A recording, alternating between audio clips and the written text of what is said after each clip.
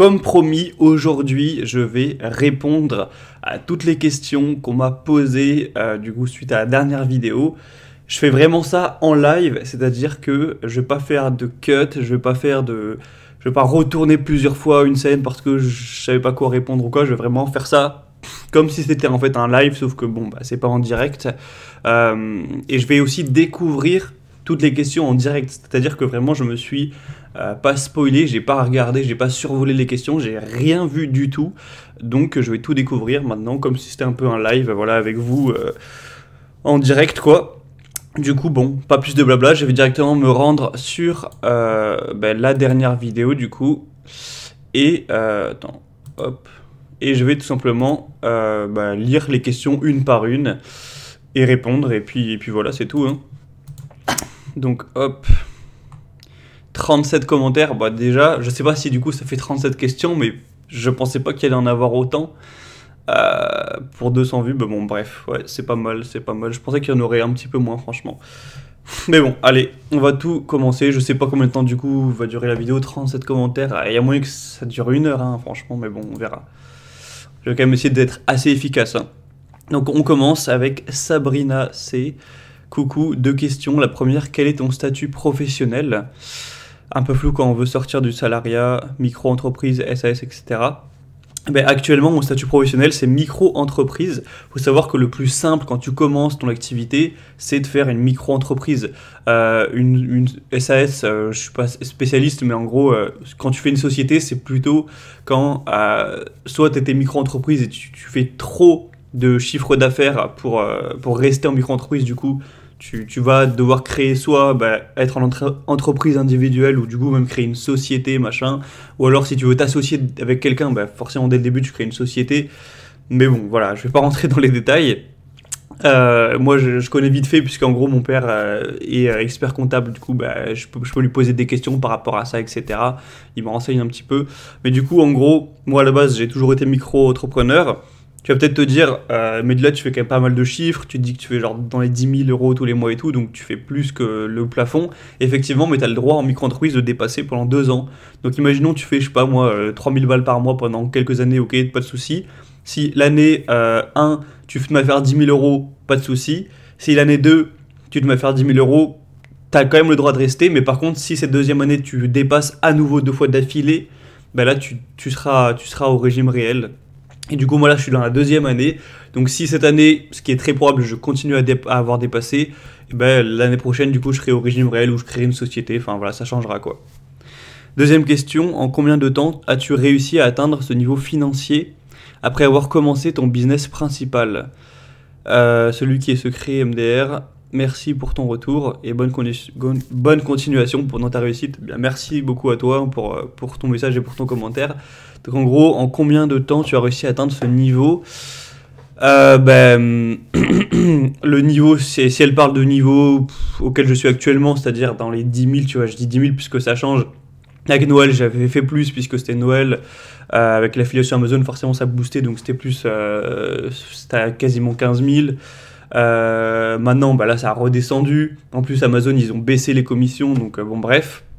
Mais du coup, en fait, j'ai commencé, pas dans le business de manière générale, à m'intéresser, à essayer de lancer des trucs, mais genre, le business qui me fait majoritairement vivre, je l'ai commencé en 2019, fin 2019.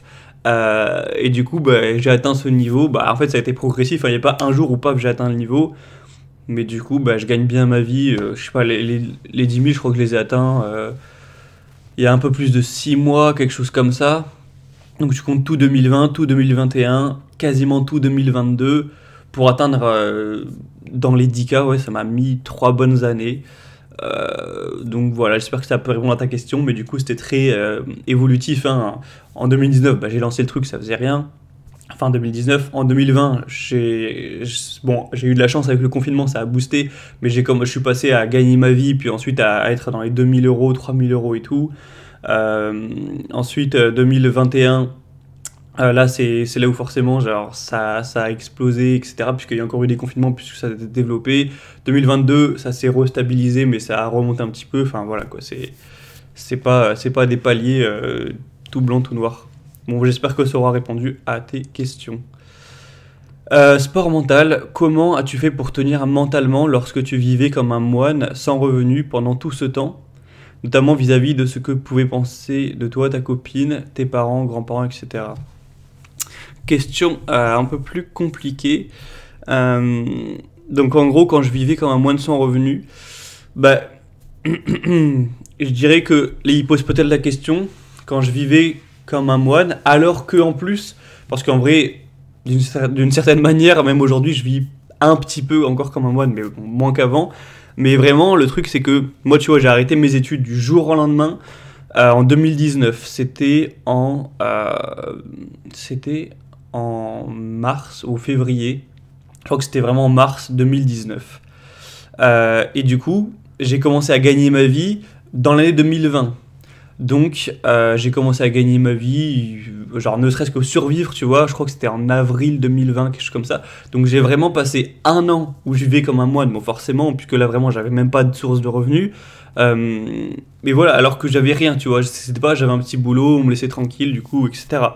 Après, quand j'ai commencé à gagner ma vie, j'ai continué à vivre comme un moine, hein. En 2020, 2021, 2022, j'ai continué à vivre comme un moine, mais bon, c'était un choix et si j'avais envie, je pouvais utiliser de l'argent et tout. Donc on va dire que c'était peut-être moins pire. Mais on va dire s'il se parle de la période sans revenu, du coup, bah, de 2019 à 2020, mi-2020, ouais, qui a duré un an et des poussières. Bah voilà, cette période c'était forcément la plus difficile. Du coup, ce que pouvait penser de moi ma copine, bah c'est pas compliqué. C'est pas compliqué puisque ma copine de l'époque, avec qui j'étais en 2019 au moment où j'ai quitté mes études, mais en fait je l'ai déjà raconté, mais elle m'a quitté fin 2019 en fait. Pile d'ailleurs quand j'ai lancé mon business qui s'est mis par la suite à marcher. Donc ce qu'elle pensait de moi, franchement, en vrai il y a rien de mal, elle m'a jamais trash talk, hein, mais juste elle se disait bon bah s'il est un peu quand même paumé dans sa vie, dans son truc, ça marche pas, c'est quand même pas ouf. J'avais repris un petit boulot en boulangerie à ce moment-là, en décembre 2019, quand je suis rentré de Thaïlande. Donc bon, c'était quand même pas la classe, ça faisait un peu le loser qui avait échoué, tu vois. Donc je sais pas, il y avait pas du tout que ça, tu vois. C'était aussi la relation en tant que telle, bref. Mais forcément, elle devait pas penser des choses très positives de moi au niveau professionnel. Et ce qui est marrant, c'est que j'ai pu rediscuter avec elle de vive voix, hein, une ou deux fois depuis. Et maintenant, elle sait que voilà, j'ai quand même pas mal de succès, machin, et voilà, bah, c'est quand même toujours agréable de montrer à quelqu'un qu'en fait, c'est toi qui avais raison et que tu as progressé, etc. Donc, ce qu'on pensait, c'était sûr, c'était pas ouf. Ensuite, mes parents, également, c'était pas ouf. Parce que, bah, eux, tu sais, mes parents, ils sont, comment dire, genre, ils ont fait des études, ils sont quand même assez pas sévère, mais enfin, ils considèrent que les études c'est important, qu'il faut faire des études, machin, machin. Donc forcément que les arrêtent pour essayer de faire du business en ligne, ce qui pour eux n'a aucun sens si on est dans les années 60.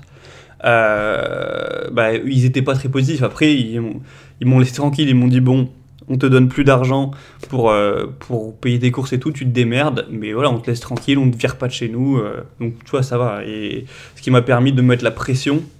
Parce que tu sais, quand j'étais étudiant, que j'avais 18 ans, bah, ils me donnaient, je sais plus, 300-400 balles par mois pour payer mes courses et vivre. Et bah, ils m'ont juste enlevé cette source de revenus. Heureusement, du coup, j'avais économisé pour pouvoir tenir une période. Mais du coup, c'est sûr que c'était pas très facile.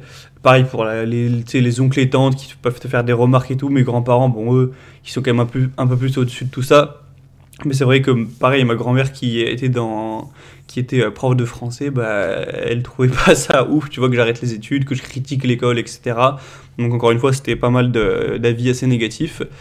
Bon, je vais pas épiloguer une heure, mais du coup, comment j'ai fait pour tenir mentalement? Bah, je pense la plus grosse force, il y en avait peut-être deux là qui me viennent dans l'esprit, c'est que déjà, en fait, j'étais hyper mal dans l'autre situation, dans la situation d'être en études. Je détestais, vraiment, j'en pouvais plus. Je voulais dégager des études. En tout cas, je parle de mon école que je faisais. Quand j'ai fait un stage, j'ai pas envie de dire c'est horrible, puisqu'en soi, c'est qu'un stage, tu vois, il y a rien de grave. Mais en tout cas, moi, je détestais être le petit sourire, la petite merde, tu vois, de la boîte. Alors que je me considère quand même mieux que ça, tu vois, qui doit obéir, qui doit venir à l'heure et tout. Enfin, en fait, je détestais tellement ça, que j'avais tellement... Mais c'est même pas que j'avais envie d'être entrepreneur, c'est que j'avais tellement envie de fuir cette merde de stage, de petits salariés, de étudiants et tout pourris, que j'étais prêt à tout en fait. Mais vraiment, c'est un moment où, genre, si pour survivre et être libre, il fallait que je parte en Thaïlande, m'exiler 3 ans et vivre avec 200 balles par mois pour survivre et tout, j'étais limite prêt à le faire. Donc je voulais tellement fuir le salariat, même mon expérience en boulangerie, c'était une catastrophe. Pas au niveau du boulot physique, je m'en fous limite, mais c'est vraiment les relations avec les autres, je sais pas, peut-être j'en ferai une vidéo, sinon je vais répondre à la question, ça va durer 1 heure, mais je pouvais pas. Donc je voulais tellement fuir le salariat et les études que ça m'a donné un mental d'acier, j'ai envie de dire, même par rapport à toutes ces personnes-là.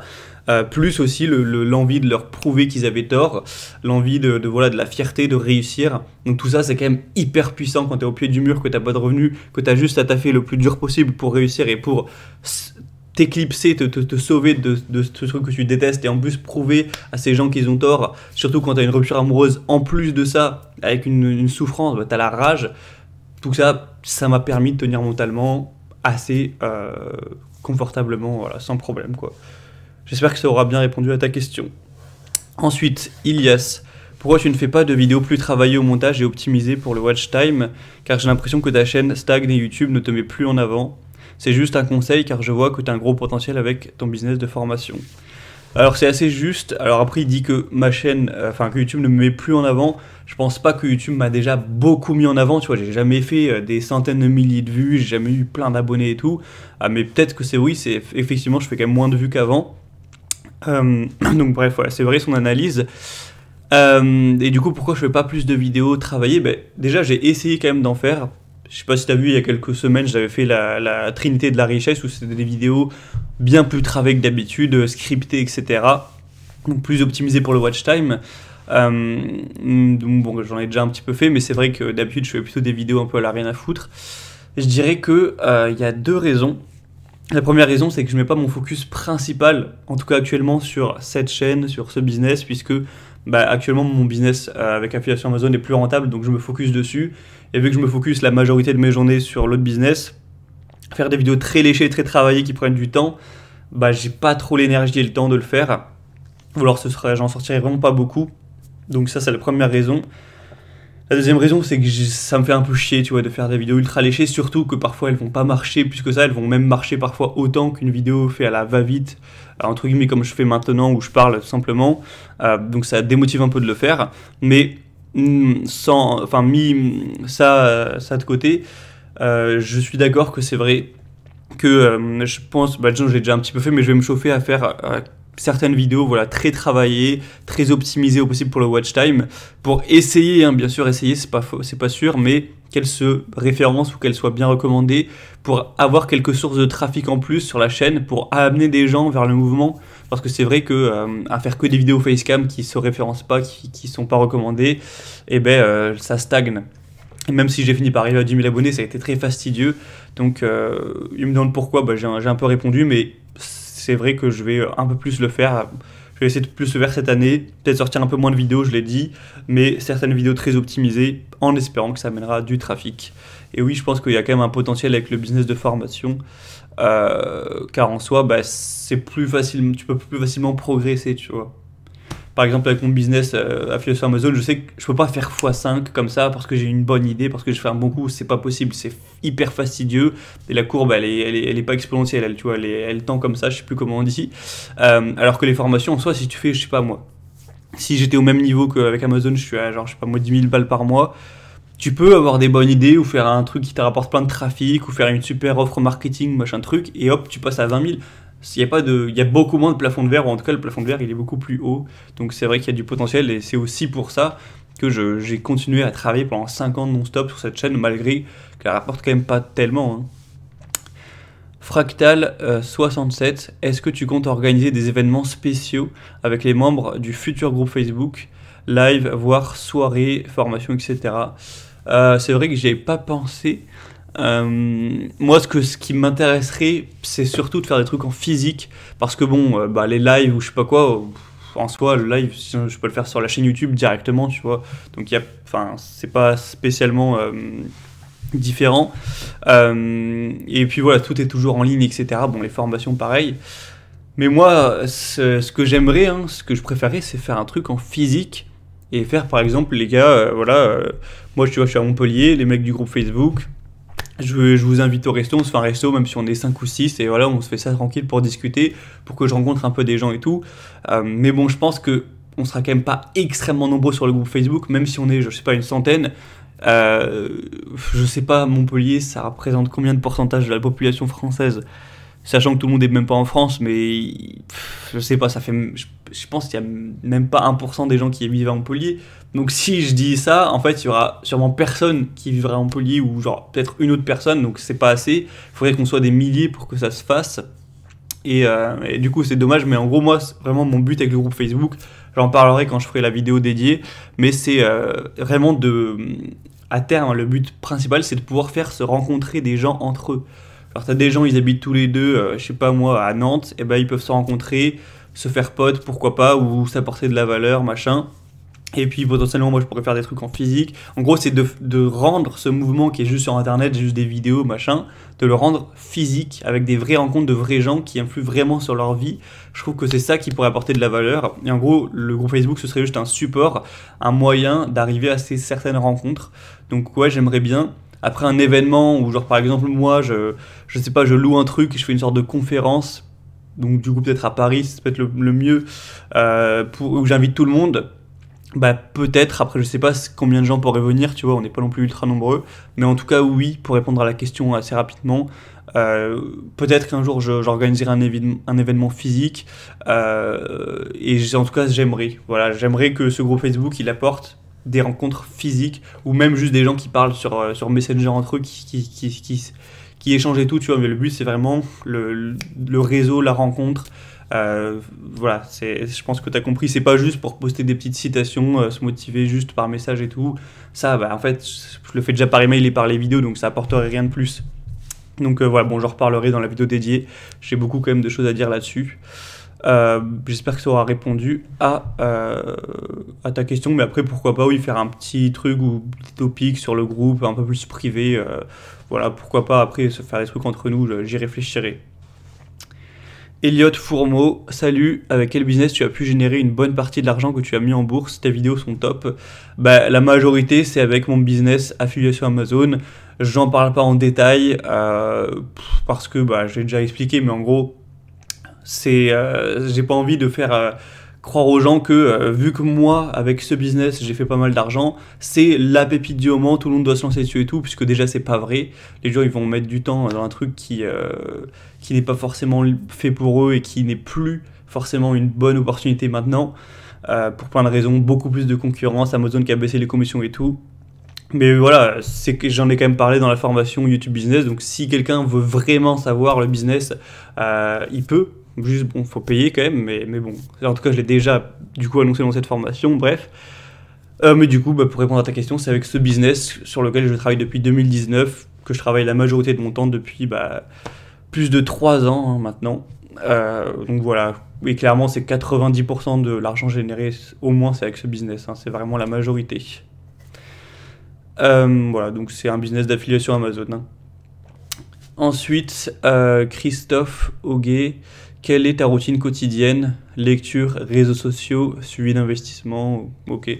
Alors, ma routine quotidienne, ok, bon, je vais essayer, ça pourrait être long de raconter ma journée, tu vois, mais je vais essayer d'être assez rapide. Bon, quoique on a quand même le temps. J'aimerais juste que la caméra arrête pas de filmer, puisque avec le téléphone, j'ai un stockage assez limité, mais bref. Au pire, bah, je continue juste en audio, tu vois. Alors, ma routine quotidienne, c'est assez simple. Je me lève. Actuellement, je me lève entre 9 et 10 heures. Bon, là, actuellement, je me réveille à 9h50, donc je me lève assez tard, hein, effectivement. Mais j'ai envie de vraiment pouvoir dormir mes 8 heures par nuit parce que ça apporte plein de bénéfices. Donc voilà, je me lève relativement tard, donc 9h30, parfois 10 heures. Ensuite, bah, voilà, je me lève. Tu vois, je saute pas du lit d'un coup. Souvent, je traîne un petit peu. 10 minutes, parfois ça dépend de si je me suis réveillé avant le réveil ou si le réveil m'a réveillé, enfin bref, je déjeune, donc je déjeune, je sais pas si j'ai déjà montré, mais en gros je mets dans un mixeur 3 œufs, une banane, 30 grammes de flocons d'avoine, du cacao en poudre, je mélange, je mets dans une poêle, je le mets dans une assiette avec des framboises surgelées et je fais ça tous les matins en écoutant de la musique. Donc je vais sur mon PC, je mets des musiques, des covers, des musiques que j'aime bien. Moi j'écoute beaucoup de rock, pop, pop punk, Bon, je vais peut-être pas te raconter tous mes goûts musicaux, mais j'aime bien Avril Lavigne, j'aime bien les covers de First to Eleven que j'écoute beaucoup. Bon, bref, tous les groupes de musique, Sum 41, Kyo, enfin bref, tu vois, les groupes un petit peu pop rock, voilà, j'aime beaucoup. Je sais que c'est plus hyper populaire en 2023, mais moi j'écoute ça, My Chemical Romance, bref, donc je mets de la musique pendant que je bouffe, puisque quoi, quand je me réveille, j'ai pas envie d'écouter des trucs de contenu qui parlent de réfléchir et tout, j'ai envie juste de mettre de la musique, de manger tranquillou en me réveillant, tu vois, d'émerger. Ouais, voilà, il est là le truc. Ensuite, du coup, ça prend du lever à une fois que je me installe sur le PC, ça peut prendre parfois 1 heure. Donc en gros, parfois je commence à me mettre sur le PC à travailler. Il est presque 11h. Voilà, tu vois d'ailleurs, à l'heure où je parle, il est 11h23, donc c'est pas pour rien. Donc voilà, là je commence à travailler. Après, là ça dépend. Soit je travaille sur les vidéos de la chaîne Gabriel Godin, donc devenir riche lentement et tout, ou créer une formation ou machin, créer un email, ou soit je travaille sur mon autre business, ou même parfois sur d'autres choses. Alors j'ai un troisième business qui n'est pas très actif, mais que je garde sous le coude et que je vais peut-être retravailler dessus là d'ailleurs d'ici quelques temps, qui est également dévoilé dans la formation YouTube Business. Un business qui fait pas encore beaucoup d'argent, mais qui en a fait un petit peu, il y a peut-être un petit potentiel, donc voilà, j'en ai aussi un. Mais bon, principalement, c'est soit je travaille sur devenir riche lentement, soit sur mon autre business affiliation Amazon. Ou parfois aussi, tu vois, je vais investir mon argent, je vais faire les déclarations à l'URSSAF, enfin, tu vois, tous les trucs pro, quoi. Je vais pas rentrer dans tous les détails, mais en gros, c'est majoritairement ça. Donc, je travaille non-stop de manière vraiment, c'est mon moment focus, mon moment deep work, j'ai envie de dire, de 11h à 14h à peu près, donc pendant midi, ouais, pendant 3 bonnes heures. Parfois c'est 14h30, parfois c'est un peu moins, parfois je commence plutôt c'est 10h30 et parfois c'est, ouais, tu vois. Mais en gros, entre 3-4 heures de taf intense, c'est là où je fais le lot de Pareto, c'est 20% de mon temps qui font largement 80% de mes résultats. Donc voilà, je travaille à fond et tout, je fais mes trucs. Une fois que c'est fini à 14h à peu près, hein, je vais à la salle de sport, donc à pied, qui est à 15 minutes de chez moi à pied, donc je marche, je vais à la salle de sport, je fais ma séance, hein, que ce soit jambes, pecs, dos, bon peu importe. Ensuite, je reviens de la salle de sport encore une fois à pied, donc ça prend pas mal de temps, l'entraînement plus 30 minutes de marche. Si j'ai besoin, je passe à Carrefour faire des courses, à pied encore une fois, hein, et je rentre chez moi après avec les courses, ou non. Et là, je vais me faire à bouffer. Donc je mange sain, moi je mange vraiment des trucs sains. Donc là, hier je me suis fait patate douce, saumon. Parfois je fais, tu vois, des tortillas, du poulet au curry, du poulet avec du riz tout simple, du steak 5% avec des pâtes. Je vais pas te dire toutes mes recettes, mais en gros je mange sainement, je fais à manger. Je mange, ça prend aussi une bonne heure, souvent en écoutant une vidéo pour le coup intéressante, un podcast, un truc sur la bourse qui m'intéresse, qui m'apprend des choses. Voilà, donc là, attends, du coup je rentre de la muscu souvent, ça me prend au moins 2 heures, donc 14-16 heures, donc il est 16h30, faut que je me douche aussi avant de bouffer, je l'ai pas dit, mais du coup, voilà, tout ça, donc rentrer de la muscu, me doucher, bouffer et faire bouffer. En général, il est 17h, 17h30 à ce moment-là. En général, à ce moment-là, donc vers 17h30, je veux convo avec un pote. Enfin, je vais sur Discord avec un pote qui lui aussi travaille sur internet, donc ça nous a rapprochés forcément, on a un peu le même métier, donc tous les deux on n'a pas de collègues, d'associés, donc voilà, même si on n'a pas des relations professionnelles ensemble, on travaille pas ensemble, ben on se fait des convos quasiment tous les jours pour discuter business, pour rigoler, tu vois, c'est un pote que je connais depuis 2012, hein, donc 2012-2013, donc forcément on est potes depuis longtemps, et du coup souvent on joue à LoL ensemble en discutant tranquillou, de 17h30 à, je sais pas, parfois 19h, un truc comme ça, tu vois, 19h, 19h30, voilà, 1 ou 2 heures. Donc c'est le moment détente, c'est le moment plaisir où je discute avec un pote. Du coup, on se retrouve à être à 19-20h. Et en général, là, il y a deux choix. Soit je suis seul, et du coup, c'est le moment seul. Bon, je vais me mettre sur mon canapé. Je vais jouer un peu aux échecs, je vais regarder une série. Là, en ce moment, je me refais Prison Break, tu vois. Bon, je regarde des séries qui me plaisent. Avant, je regardais en anglais. Maintenant, je suis repassé en français puisque j'estime avoir un niveau assez bien et j'ai envie juste de me détendre, tu vois. Donc, je me force plus, même si parfois, je peux regarder en anglais. Donc, si je suis tout seul, série tranquillou sur mon canapé derrière. Et puis après, et puis voilà, donc de 20h à 23h. Et sinon, un jour sur deux, du coup ça peut changer. Si je vois quelqu'un, donc si je vois ma copine, bah on va faire un truc ensemble, soit une sortie, soit on va se poser chez elle ou chez moi, regarder un film, machin. Si je vois des potes, on va, ça dépend, tu vois, le samedi soir, souvent on sort, machin, dans les bars ou chez un pote, on discute, etc. Ou des fois je vois ma famille aussi, hein, je vais voir mes parents qui habitent pas très loin de chez moi, on regarde parfois koh bon bref. Donc c'est le moment soit social, soit tout seul, mais en général c'est souvent regarder du contenu hein, divertissant, ou si c'est le week-end sortir, ou parfois faire un resto, bon bref. Donc voilà, c'est soit tout seul, soit social. Et une fois que ce moment social ou non du soir est fini, et qu'il est 23 h, parfois minuit, et bien là je vais lire, voilà, c'est le moment où je lis tout simplement. Et puis bah, je lis pendant, ça dépend, peut-être 30 minutes, si j'ai pas trop sommeil, peut-être 1 heure. Voilà, et je lis jusqu'à 1 heure du mat environ. Et après de 1 heure du mat, bon, jusqu'au moment où je m'endors, donc parfois plus, et jusqu'à du coup 9h30, 10 h, ben, je dors, donc environ 8 h, 8h30 parfois. Et puis voilà, c'est bon, je crois que j'ai fait les 24 heures de ma routine quotidienne. Et du coup, bah, lecture, bah, je lis un peu moins d'1 heure par jour. Réseaux sociaux, du coup, bah, j'ai pas de routine de réseaux sociaux, hein, j'y vais pas. En vrai, j'ai Instagram, j'avoue, j'y vais une fois par jour, mais tu vois, je passe vraiment 3 minutes, je regarde juste le contenu de mes gens que je suis, il y en a genre 70. Donc vraiment, moi, ça pour le coup, je suis drastique, hein. Il n'y a pas de TikTok, j'ai pas l'application, j'ai pas Snapchat, j'ai pas Twitter, j'ai très peu de trucs, j'ai juste Facebook pour les groupes, et j'ai Instagram où je suis mes potes vite fait, les gens de mon entourage, mais vraiment quelques minutes seulement par jour, je perds pas de temps là-dedans. Donc réseaux sociaux, presque pas. Et suivi d'investissement, non, non. Je vais pas avoir tous les jours mes comptes en bourse, ça sert à rien. Au contraire, ça te prend la tête, ça te fait perdre du temps, ça te met la pression quand ça baisse alors que ça sert à rien. Donc ça, j'essaye d'aller voir juste quand j'investis. Et je fais certainement pas un suivi d'investissement quotidien, ça n'a pas de sens, je suis pas trader quoi. Bon, je pense que j'ai bien répondu à ces questions. Augustin Ufudge, quelles sont tes idées de futurs projets après le million? Alors ça pour le coup, putain, c'est une question compliquée parce que c'est assez compliqué parce que en gros j'ai pas mal d'idées, je sais pas lesquelles je vais prioriser, etc. Ça me fait juste chier, j'espère que la caméra va pouvoir tenir assez longtemps puisque là on en a pour 1 heure. Hein. Enfin la vidéo je pense fera 1 heure. Du coup mes idées de futurs projets après le million. En gros pourquoi je veux avoir 1 million, etc. Pourquoi faire?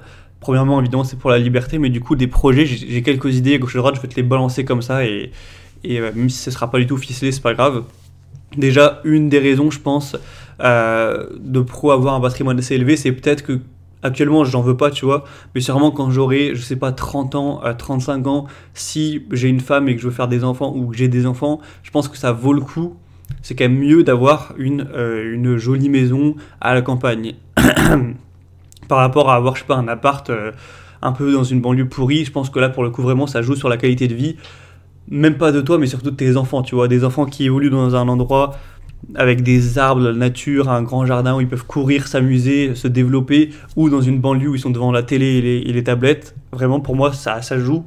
Donc j'avoue que je suis pas matérialiste, mais si j'atteins le million et plus, et que j'ai dans la trentaine que je veux faire une famille, je serais pas contre aller acheter une grosse maison dans la campagne, à vraiment un bel endroit pour faire ma famille et la fonder à l'intérieur, tu vois, et que les enfants puissent aller dans la nature. Donc ça, je sais pas, à la campagne ça dépend et tout, mais ça peut coûter cher, hein, une belle maison, je sais pas, ça peut coûter parfois 1 million d'euros, ou peut-être un peu moins, mais c'est vrai que moi j'habite à Montpellier, c'est assez cher, mais bon.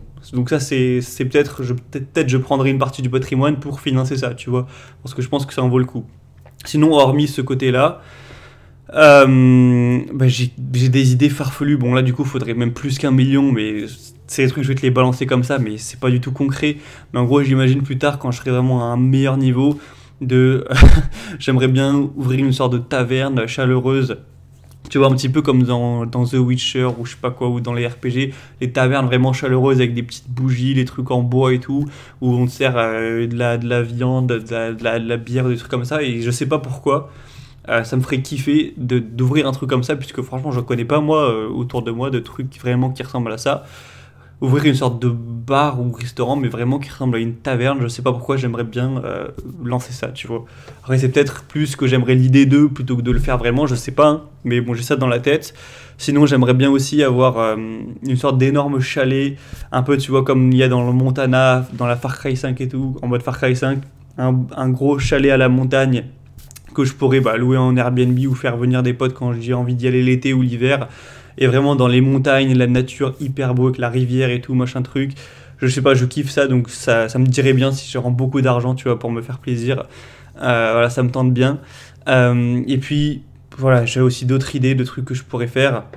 Mais en vrai, j'essaie de pas trop penser à des trucs dans 20 ans, tu vois.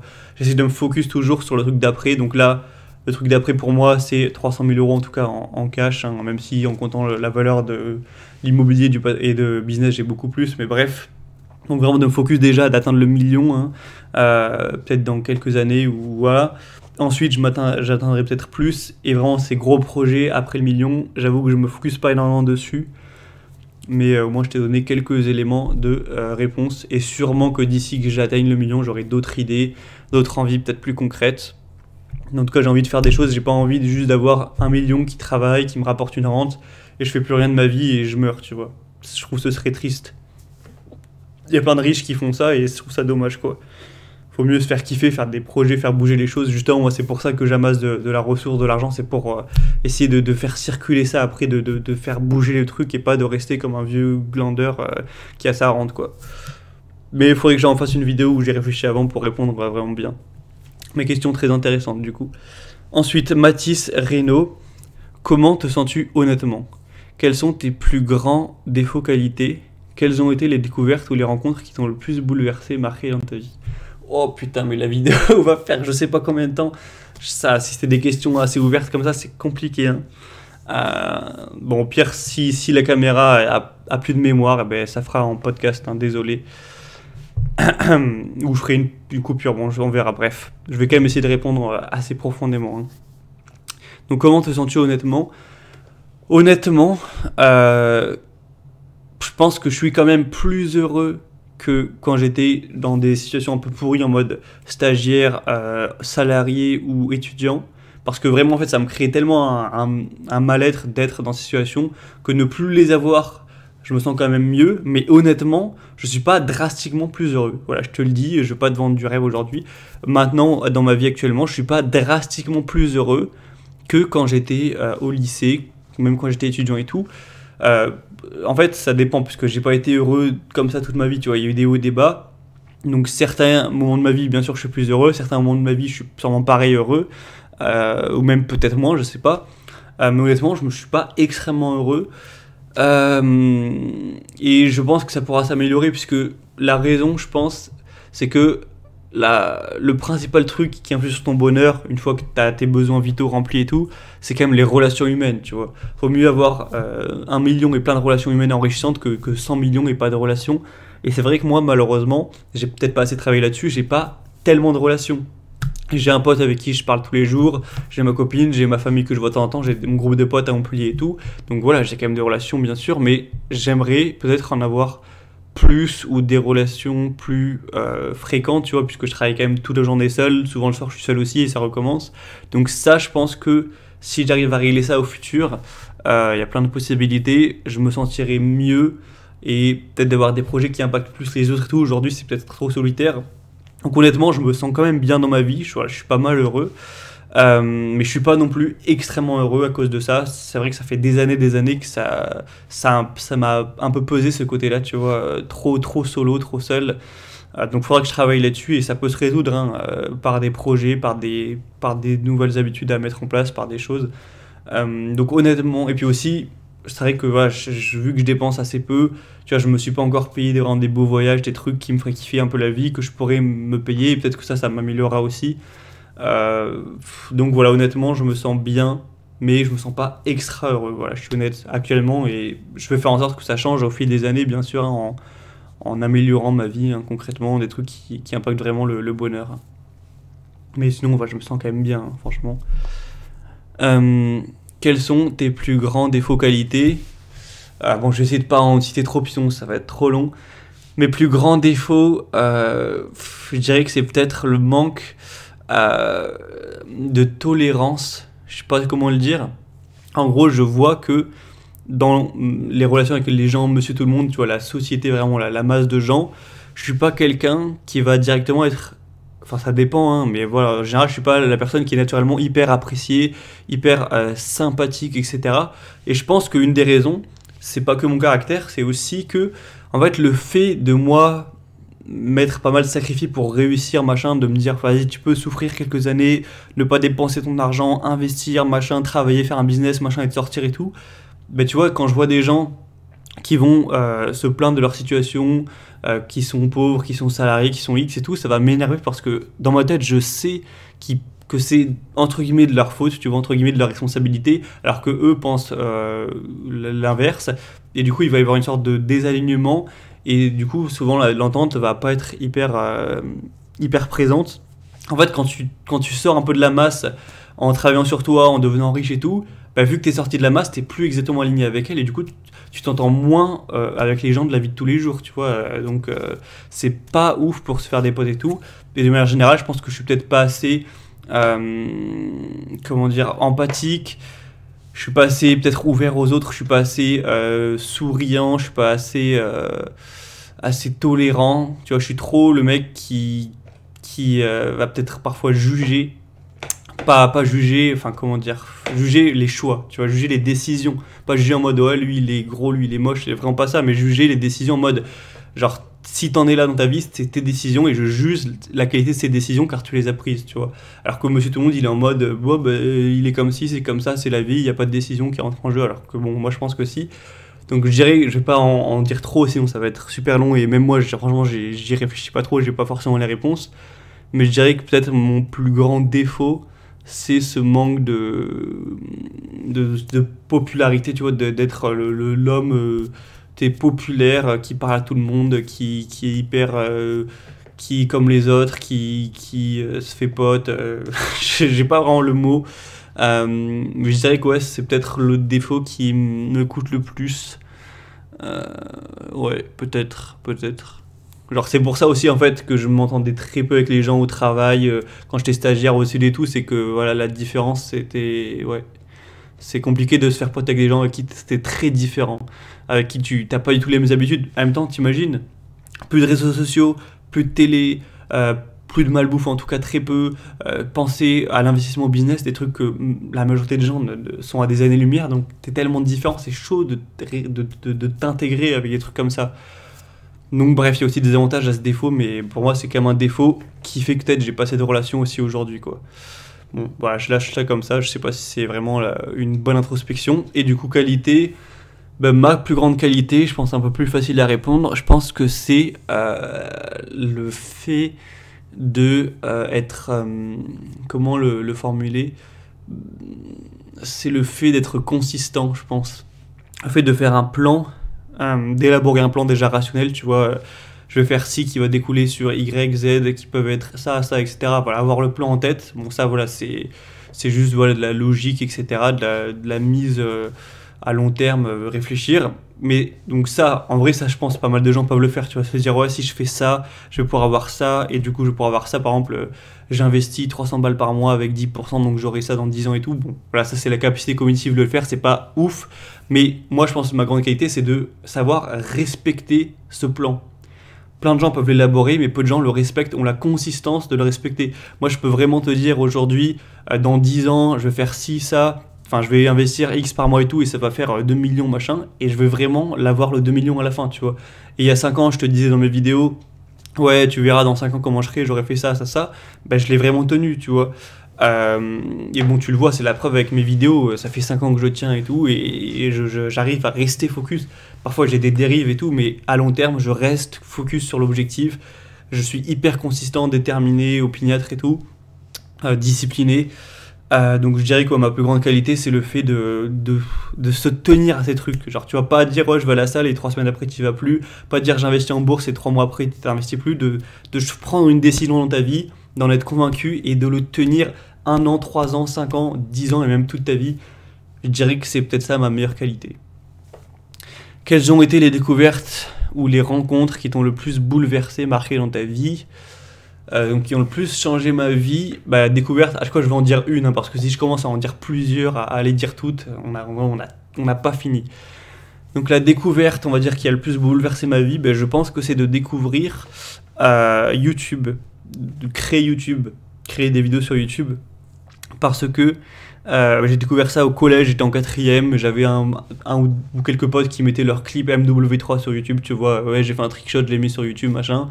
Moi je savais pas à l'époque que c'était possible, donc je dis oh putain stylé, en plus t'as fait 1000 vues et tout, vas-y, moi aussi je mettais mes clips comme ça au sniper sur MW3 en 2013 sur YouTube. Et du coup ça m'a mis le pied dedans, alors qu'à la base moi je suis pas du tout dans la technique, j'y connais rien, je sais pas comment faire un montage, je puais la merde en informatique quand j'avais 13 ans, je savais même pas déplacer un fichier d'une clé USB, enfin vraiment c'était n'importe quoi, donc j'étais pas le mec j'avais même pas d'ordinateur en fait, donc j'étais pas le mec qui allait faire des vidéos, mais ça m'a mis le pied dedans, ça m'a donné envie puisque j'ai toujours aimé faire du contenu, et bon je vais pas te raconter tout mon parcours, mais du coup aujourd'hui c'est comme ça que j'ai réussi à travailler en ligne et à gagner des sommes assez importantes. Si j'avais jamais découvert YouTube, j'aurais jamais été YouTuber, j'aurais jamais fait ce business en ligne, j'aurais fait autre chose de ma vie, j'aurais sûrement jamais été riche, ou enfin j'en sais rien, mais en tout cas, peu moins de chances que je le sois, puisque je vois pas comment je l'aurais été, mais bon, bref. Mais du coup, je dirais que la découverte qui a le plus bouleversé ma vie ces 10 dernières années, c'est découvrir de mettre des vidéos sur YouTube en 2013. Et la rencontre qui m'a le plus bouleversé... donc bouleversé, hein, je sais pas si c'est dans le sens négatif du coup, tu vois, parce que bouleversé c'est un peu, t'es bouleversé, c'était un peu t'es mal et tout, marqué, si on parle de bouleversé, dans ce sens-là, je dirais que ça va peut-être paraître con, hein, mais c'était ma première copine quand j'étais en première, c'est assez con comme histoire parce qu'en gros j'avais rencontré une fille sur internet. J'étais vraiment en 2016, hein, j'avais 16 ans, avec qui, tu vois, on s'était entre guillemets mis ensemble, mais tu vois, sur l'internet, etc., on parlait par Skype et tout. Donc bon, c'est assez bizarre, puisque c'était même pas une rencontre IRL, même si quelques années après, je l'ai vue dans la vraie vie, mais bref. Et du coup, cette rencontre, tu vois, on avait été ensemble, je sais plus, 2 mois, un truc comme ça. Ensuite, on s'était séparés. À ce moment-là, vu que j'avais 16 ans, tu vois, c'était ma première relation, entre guillemets, ça m'avait vraiment atteint. Puisqu'il y avait quand même des vrais sentiments et tout, quand t'as ton premier entre guillemets amour, parfois c'est décuplé par rapport à ce que tu vas ressentir plus tard. Et du coup, ce truc m'avait beaucoup bouleversé, sans déconner, quand j'avais 16 piges, et ça m'avait beaucoup marqué, et ça m'avait beaucoup apporté de rage pour d'abord la muscu et puis faire d'autres choses. Donc c'est con, c'était juste une relation amoureuse, en plus, tu vois, même pas IRL, donc on pourrait un peu trouver ça ridicule, mais en tout cas qui m'avait grandement impacté dans ma vie, et je pense que ça a fait un tournant qui a complètement changé ma personnalité, mon avenir. Donc ouais, je pense qu'il y a une rencontre qui a le plus bouleversé ma vie depuis ces 10 ans, c'était cette rencontre-là. Si je l'avais pas eu, franchement, je pense que ma vie aurait été assez différente. Même si peut-être ça aurait été juste une autre fille du coup qui aurait créé ça, j'en sais rien, tu vois. Mais je pense que c'est ça émotionnellement qui m'a le plus bouleversé. Voilà. Thomas PLT, que penses-tu du format vlog à l'Antoine BM ou plus récemment comme une des dernières vidéos de Théophile Hélier?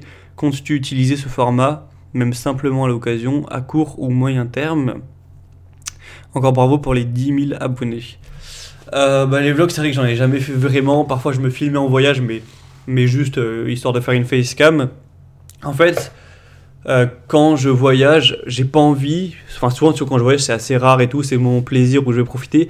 J'ai pas envie de me dire oh putain, je vois ça, voyez, je le filme, ou oh, je visite ça, je le filme, ou tu vois, de devoir documenter et tout. J'ai envie d'être tranquille, de profiter à 100%, d'être dans l'extérieur, de pas penser trop aux vidéos, de pas penser à devoir filmer et tout. J'ai envie d'être à fond. C'est pour ça que j'ai jamais fait de vlog et que j'ai pas envie d'en faire. Alors après, j'avoue, si je voyage tout seul, peut-être que du coup ça m'occuperait et ce serait cool de faire un vlog, mais quand tu voyages à plusieurs avec ta copine ou tes potes, t'as pas envie d'être là à devoir filmer. Moi perso, voilà, ça me fait chier. Donc j'aime bien regarder des vlogs, hein. Les vlogs d'Antoine BM ils sont très bien et tout, c'est super, mais moi j'en fais pas pour cette raison. Voilà. Mais après, si un jour je reste tout seul, je suis pas contre, hein. C'est vrai que si t'es tout seul, c'est peut-être pas pareil, ça t'occupe et tout, ça te donne peut-être tu fais un journal de bord, bon voilà, pourquoi pas. Et merci du coup pour ton commentaire. Voilà. Donc peut-être que j'en ferai un jour, mais c'est pas prévu en tout cas. Dark Link, de base, es-tu introverti, ambiverti ou extraverti? Sinon je t'adore, continue ce que tu fais, t'es génial, bah, merci beaucoup. Alors ambiverti, j'avais jamais entendu le terme, j'imagine que c'est entre les deux du coup. De base, je pense que je suis... justement, je pense que je suis assez entre les deux, et même peut-être un peu plus introverti. En fait, quand j'étais à l'école et tout, j'étais peut-être un peu extraverti parce qu'en gros, je connaissais tout le monde. Tu vois, quand j'étais à l'école primaire ou même au collège, quand tu connais tout le monde dans ta classe, que tu es un peu à l'aise avec tout le monde, que tu es familier avec quasiment tout le monde, moi, c'est c'est à partir d'un moment où je me lâche et je sais que les gens, je les connais. Et du coup, je peux paraître parfois peut-être extraverti, tu vois, raconter des grosses conneries, avoir des délires, etc. Mais par contre, quand je connais pas trop les gens, que je suis pas familier avec eux, là, je vais être plus réservé, je vais pas être extrêmement extraverti justement. Donc je pense que de base, ouais, je suis plutôt ambiverti ou introverti. Je suis pas quelqu'un qui est extrêmement expressif, qui va parler sans problème à plein d'inconnus, qui va crier, qui va rigoler, tu vois ce que je veux dire. Donc ouais, je pense que je suis plutôt, tu vois, il y a introverti, extraverti. Je pense que moi je me situerai genre là peut-être. Voilà, entre les deux ou même plutôt un peu vers l'introverti, je sais pas. Salut, tu penses quoi des études économiques, ingénieur de gestion, sciences éco, master en finance, et que penses-tu du métier de trader institutionnel? Ok. Je dirais que je connais pas en détail, tu vois, ces trucs, mais je pense que c'est quand même intéressant. Moi, ça m'aurait assez intéressé, maintenant que je m'y intéresse un petit peu avec la bourse et tout, même si je pense que c'est bien plus complexe et bien plus chiant de faire des études réelles dessus. Mais je pense que ouais, c'est pas mal.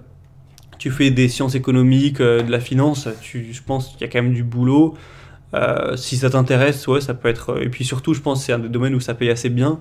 Donc oui, j'en pense rien de très mal. Hein. Si quelqu'un qui aimerait ça, qui est bon là-dedans, ouais, il n'y a pas de souci à faire ce genre d'études. La gestion, etc., ça peut être pas mal. Après, tu peux faire ouais, dans le... Comment ça s'appelle? Tu peux faire dans la comptabilité, tu peux faire dans... j'ai plus le nom en tête, mais enfin oui, il y a du boulot en tout cas dans ces trucs-là, dans la comptabilité, dans le... J'ai plus le nom. Mais c'est des études, tu vois, en tout cas c'est bien mieux que certains autres trucs, genre langue, je sais pas quoi, psychologie, trucs bizarres. Parfois, enfin, psychologie c'est pas bizarre, mais certaines études, tu vois, où il n'y a pas énormément de métiers derrière, donc je pense que ça va. Bref, et du coup le métier de trader institutionnel, en vrai j'y connais pas grand chose, mais je pense que c'est un truc où tu peux péter un câble assez rapidement. Hein. Je pense que c'est un truc où il y a beaucoup d'heures, où tu t'es avec des chiffres vraiment toute la journée pour faire gagner de l'argent à des banques et tout. Après, il y a peut-être que tu es super bien payé. Franchement, franchement c'est dommage puisque je suis vraiment pas la personne pour répondre à la question. Je n'y connais pas grand chose. Donc je pense que oui, c'est vrai que tu es peut-être bien payé, mais c'est souvent un truc où tu pètes un câble et tout.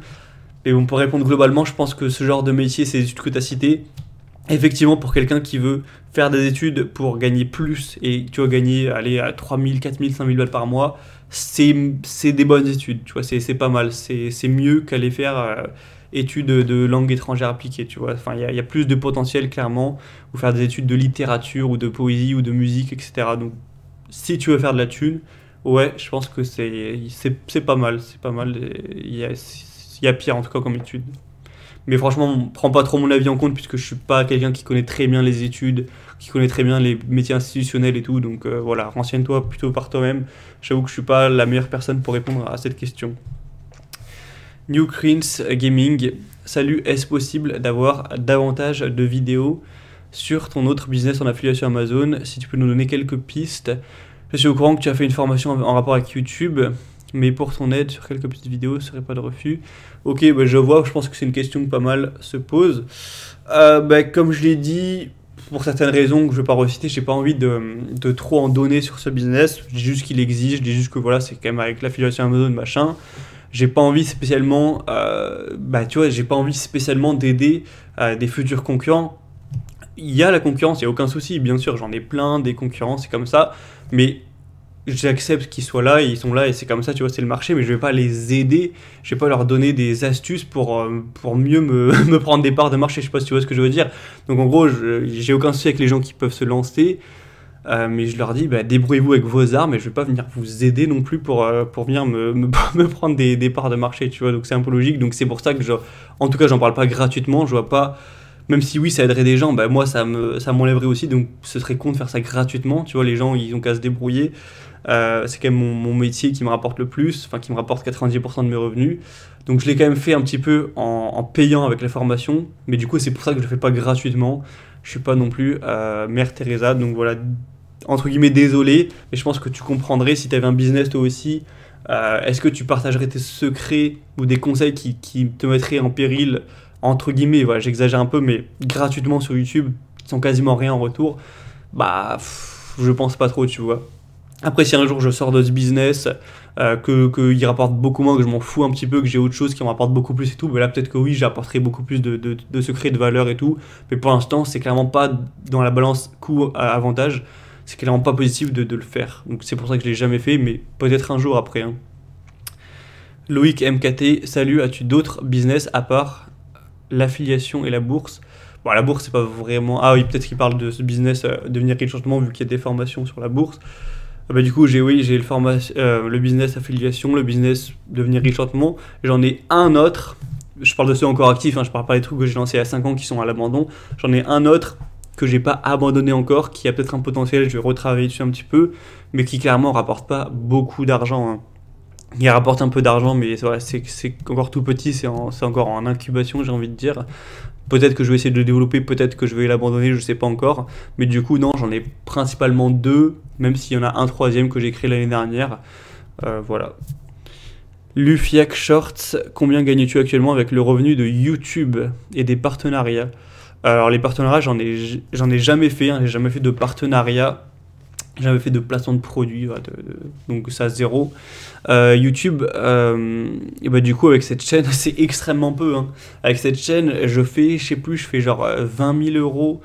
Enfin 20 000, non pas 20 000 euros, pas du tout. J'ai confondu le mot, 20 000 vues. 20 000 vues par mois. Et du coup, ça représente très peu, je sais pas, je crois que ça fait 30 euros. 30 ou 40 euros par mois avec cette chaîne, donc ouais, c'est rien du tout, hein. Donc voilà, avec YouTube, c'est clairement pas ma source de revenus sur cette chaîne principale, hein. Même si tu en parles parfois de manière indirecte, pourrais-tu parler de tes opinions politiques et de leur origine? Il y a vraiment des questions, franchement, je pensais pas que ça allait être aussi costaud en termes de questions, aussi complexes, aussi ouvertes et tout. Bon, on mise sur la batterie du téléphone, hein, vraiment, j'espère qu'elle va tenir. Genre si ça filme encore bien, machin, ouais, c'est bon. Bon, ok, alors, mon avis sur la politique, je vais essayer de répondre assez rapidement quand même. Moi, principalement, je suis libéral, c'est-à-dire que je pense que l'État doit mettre un petit peu moins son nez dans nos affaires. Je pense que, pour le dire assez clairement, même s'il y a des nuances et tout, je pense que l'État, il devrait s'occuper de la justice, bien sûr. Il devrait s'occuper de la police, de l'armée. Il devrait s'occuper de la prison.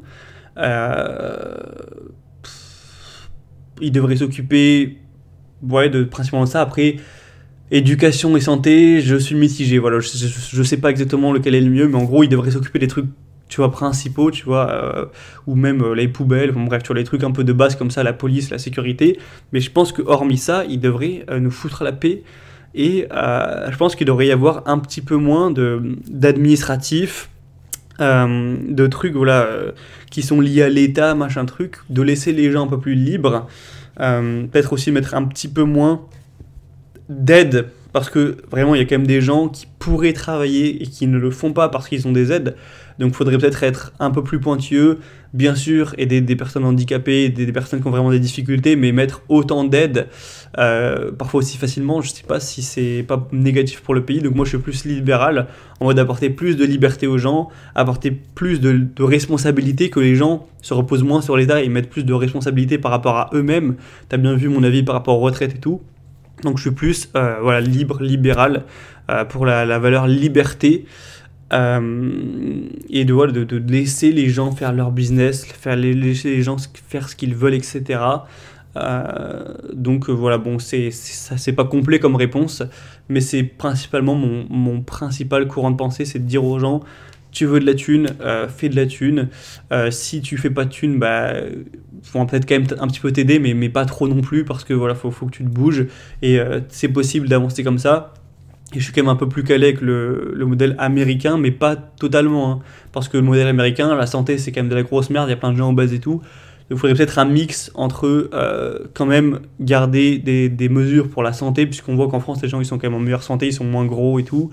Mais un peu plus de liberté économique et tout, moins d'impôts sur les sociétés, puisque c'est quand même assez abusé en France et tout. Un peu moins de TVA, je sais pas, tu vois, mais ouais, selon moi, réduire un petit peu les coûts du pays, faire un peu moins d'aide et un petit peu moins d'impôts, voilà.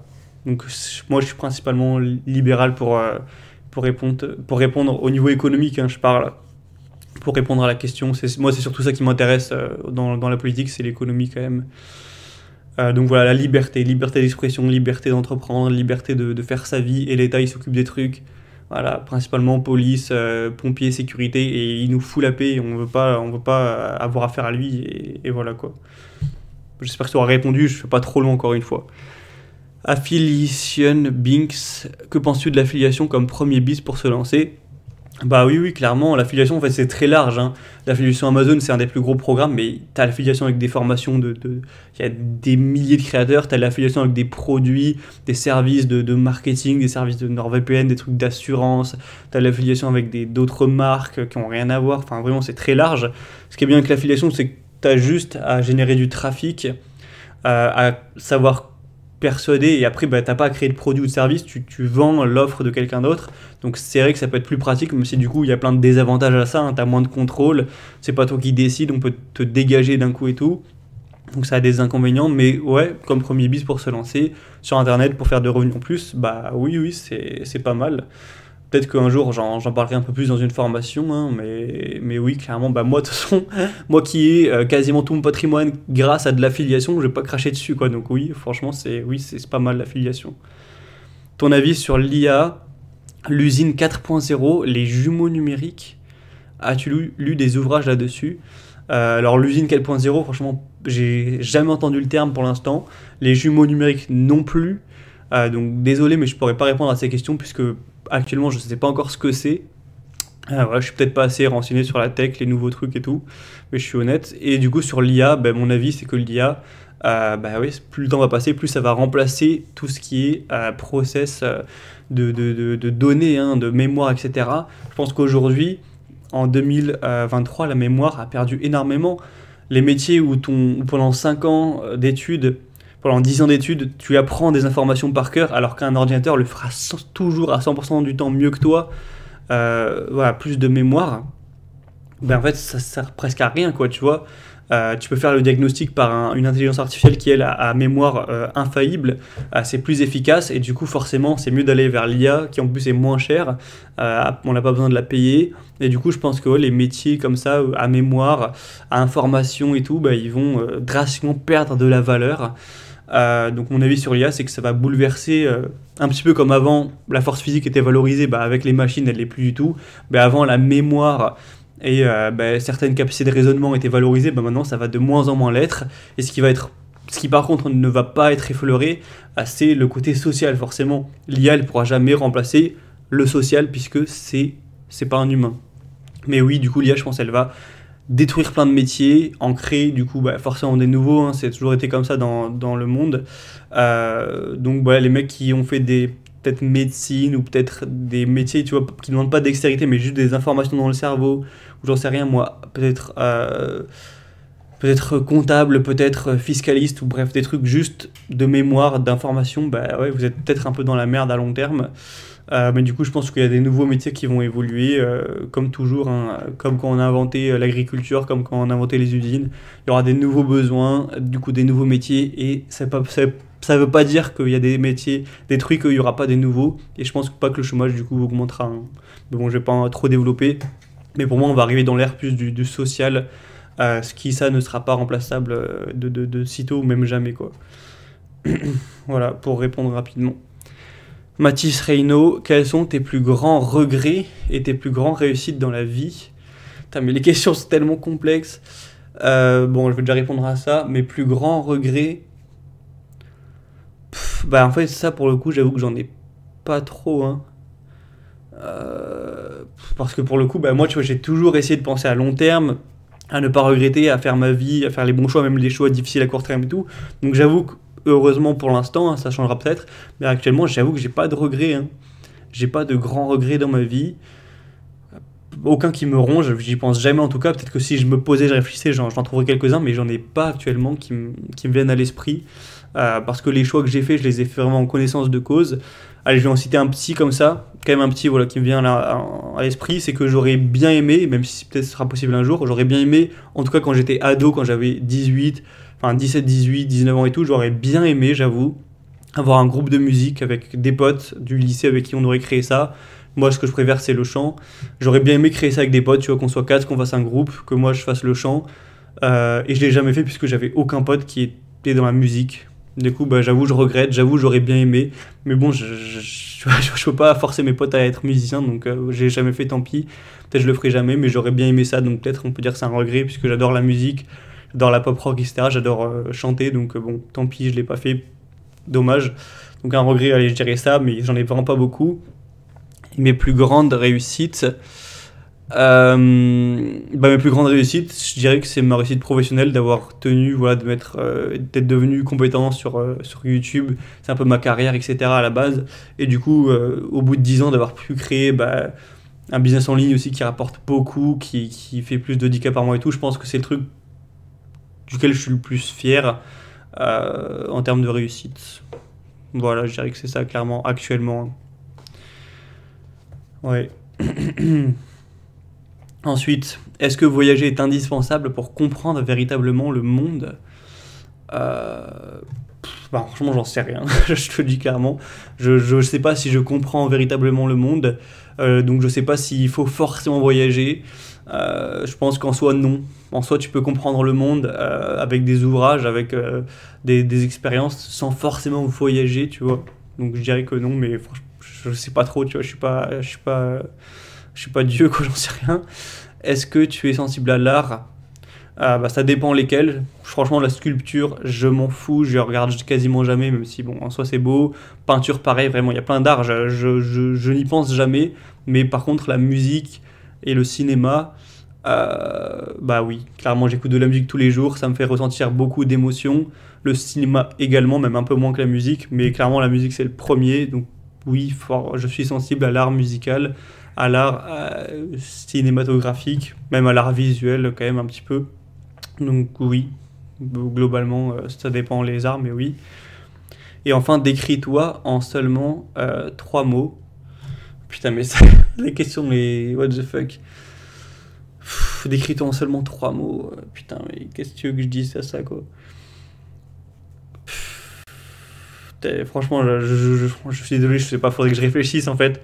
Pour dire pas n'importe quoi, faudrait que je réfléchisse à formuler ça et tout, ça me prendrait 5 minutes de réflexion, donc je suis désolé, je vais pas répondre à ça.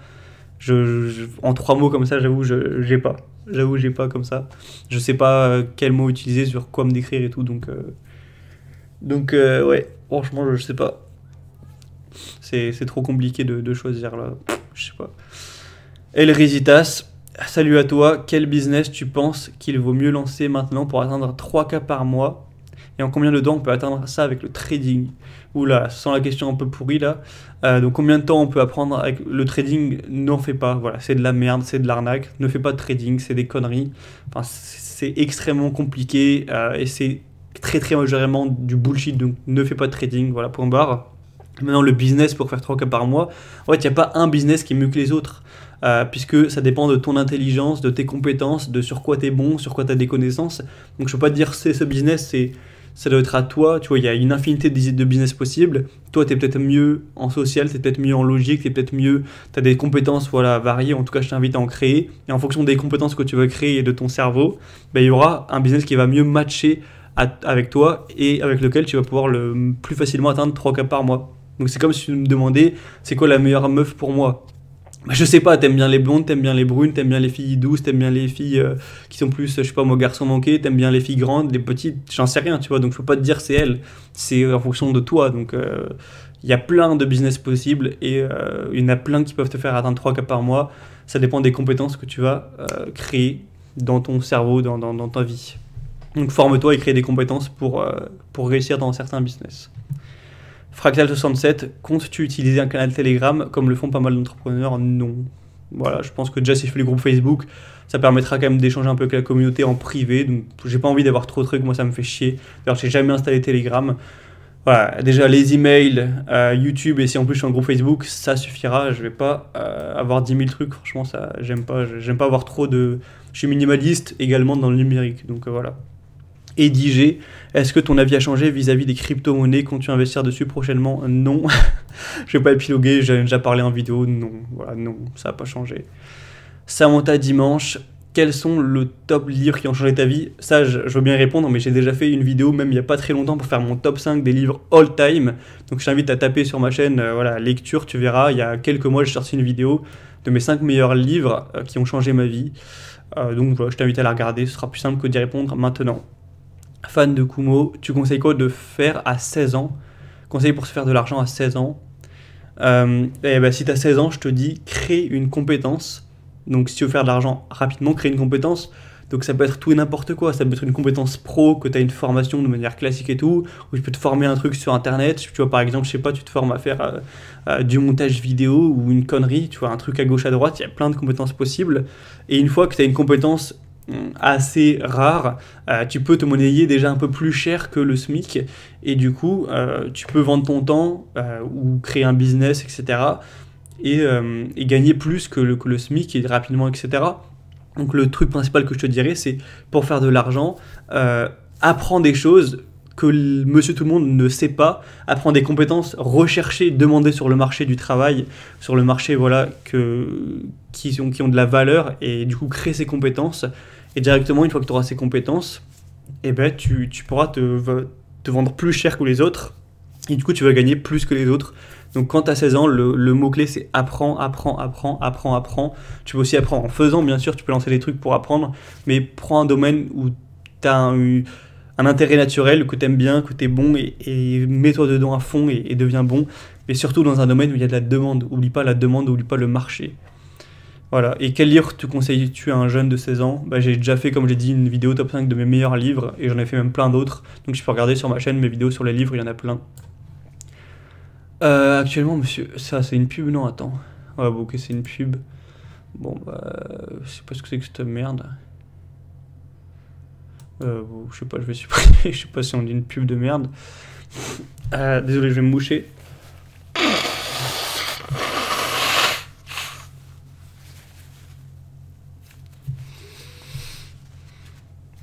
Alors, Christian Duhamel. Salut Gabriel, je suis sur DesGiro et je rame pour dégager des dividendes. Je suis en PL cumulé en rouge, j'arrive pas à décoller, je me plante quelque part mais je trouve pas où. Merci pour ta réponse. Bah, déjà, faut dire que, enfin, comment dire, genre c'est pas quelque chose que tu travailles au quotidien où tu rames, tu fais ah en ce moment j'arrive pas. C'est ton argent qui travaille, toi t'as rien à faire. Donc juste, bah, pose-toi la question de qu'est-ce que t'as acheté. Déjà, je comprends pas si tu marques je rame pour dégager des dividendes.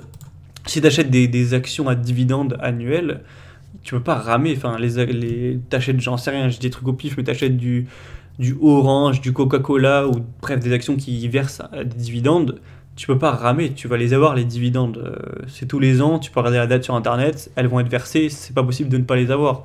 Donc je comprends pas trop ça, mais du coup si t'es en PL cumulé rouge, bah c'est normal. Si t'as commencé à investir début 2022, il y a eu quand même un gros crack même si ça a remonté un petit peu de moins 20%, donc c'est normal.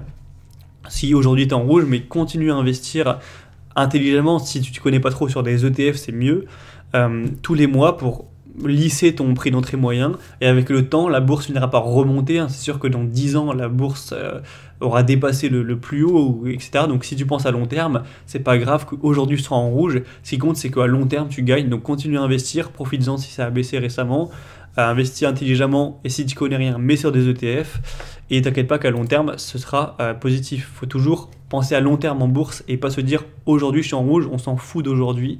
Ce qui compte c'est dans 10 ans ou dans ton horizon d'investissement.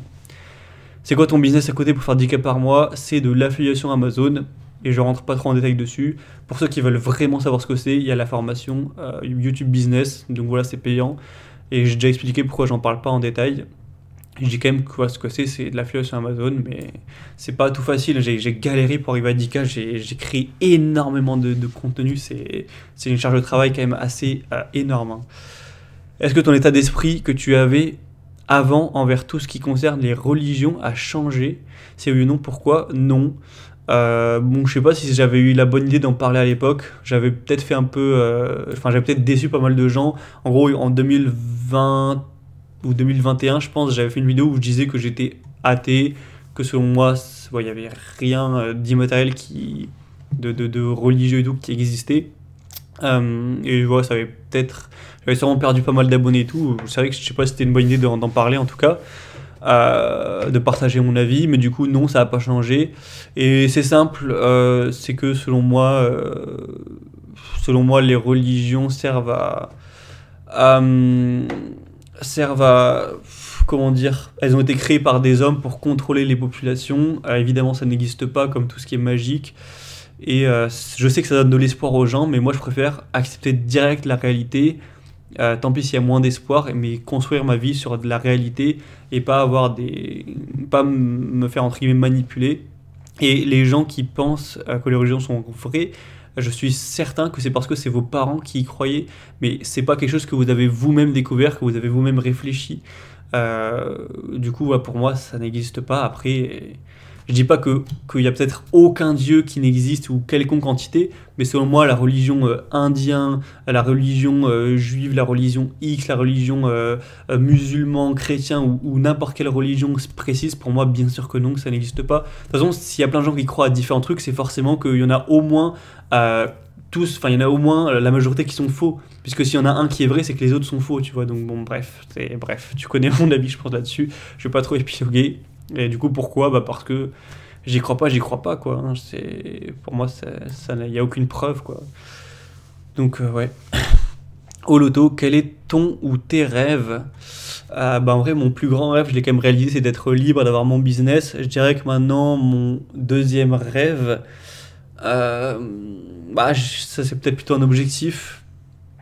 Je sais pas, c'est compliqué. Je dirais que mon objectif là maintenant, c'est d'arriver à la liberté financière totale, d'aller encore plus loin, tu vois. Bon, c'est pas un rêve, c'est un objectif. Sinon, deux rêves que je pourrais dire, c'est peut-être un jour, hein, pas maintenant, c'est pas ce que je vise maintenant, mais c'est un jour quand même d'avoir une belle famille, tu vois, d'avoir vraiment trouvé la femme qui me correspond bien, de faire des enfants, j'en veux quand même pas mal, dans une belle maison et tout, d'avoir la famille vraiment, pas de rêve, mais la famille qui est vraiment bien, et apporter ce truc avant que moi je parte, tu vois, je pense que ça serait quand même un rêve qui impacterait grandement mon bonheur quand j'aurai sûrement dans la trentaine. Et sinon aussi le rêve d'avoir une vie un peu meilleure au niveau social, je te l'ai dit que c'est peut-être un peu le point noir de mon équilibre, d'avoir une vie où j'ai plus de relations, plus d'échanges, que j'apporte plus aux autres, en tout cas de manière réelle, puisque là j'apporte peut-être via les vidéos, mais tu vois, je m'en rends pas compte vu que c'est irréel, enfin c'est immatériel. Donc mon rêve c'est peut-être d'avoir une vie plus équilibrée au niveau social, d'apporter plus de ce côté-là et tout. Voilà, je dirais que c'est ça, mais j'ai pas de grands rêves en mode ouais, je veux ma Lamborghini, ou je veux aller sur la Lune, ou je veux monter le mont Everest et tout. Je sais que ce genre d'expérience, ça rend pas heureux à long terme. Donc ouais, non, j'en ai pas vraiment. Je me focus sur les trucs où je sais que l'impact est quotidien sur ton bonheur et pas un gros truc où une fois que c'est fini, c'est fini. C'est une pub ça, hein. J'ai même pas lu, mais je crois que c'était une pub comme l'autre truc. Hein. J'espère ne pas m'être trompé, mais vous me direz en commentaire, je crois que c'était une pub aussi. Quelle est l'hypothèse de Riemann? Aucune idée, je sais pas ce que c'est. Jamais entendu parler. Je suis un témoin vivant de la gestion. Putain, mais c'est encore cette merde, c'est abusé. Bon, au final, il y avait un peu moins de questions que ce que je pensais. Qu'est-ce que c'est que ces merdes? Quels sont les top livres qui... Ouais, ça, du coup, j'avais déjà répondu. Du coup, j'ai fait une vidéo. Et du coup, on a terminé.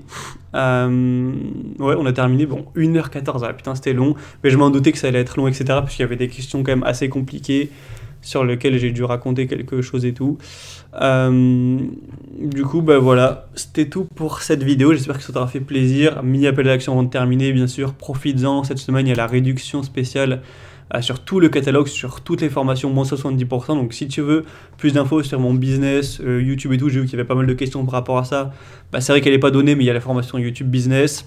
Si tu veux te former sur la bourse, value investing, investisseur stratège, investissement passif, ou si tu es vraiment débutant, commencer à investir en bourse. Si tu veux acheter ta résidence principale, avoir mes conseils pour mieux le faire, acheter CRP comme un pro. Et sinon, des formations plus sur le dev perso, sur l'état d'esprit et tout. Il y a 17 actes de discipline, 10 livres par semaine, productivité extrême, et aussi pour mieux gérer ses dépenses, économie intelligente. C'est toutes des formations dont je suis quand même très fier, qui sont à des prix quand même très abordables, je trouve, cette semaine, jusqu'à seulement dimanche. Donc si tu hésitais à en prendre une, n'hésite pas, profites-en. Tu verras que ça peut t'apporter beaucoup. Donc premier lien en description pour activer cette réduction exceptionnelle des 10 000 abonnés. Ben, merci à tous pour avoir posé des questions. C'était quand même très, je pense, intéressant. Il y avait beaucoup de bonnes questions, beaucoup de questions intéressantes. Je pense franchement que je referai ce genre d'expérience pas trop souvent puisque ça sert à rien. De toute façon, au bout d'un moment, il n'y aura plus d'idées de questions. Mais peut-être voilà, peut-être dans un an ou un peu moins, ou peut-être pour les 11 000 abonnés, tu vois, je sais pas l'occasion, mais je referai, c'était sympa. C'est vrai que je sais pas pourquoi j'avais quasiment jamais fait. Mais voilà, faire une petite FAQ comme ça, au moins une fois par an, ça peut être une bonne idée. Donc merci à tous ceux qui ont mis des questions. J'espère que les réponses vous auront convenu. On refera ça de toute façon un jour. Merci toujours pour les 10 000 abonnés. Ceux qui veulent profiter de la réduction, profitez-en en passant par le premier lien en description. Et moi je te retrouve très vite pour d'autres vidéos. Je pense que là je vais faire la vidéo sur mes 3 ans en bourse, parce que ça fait 3 ans pile, te partager mon évolution. Et je te dis à très vite.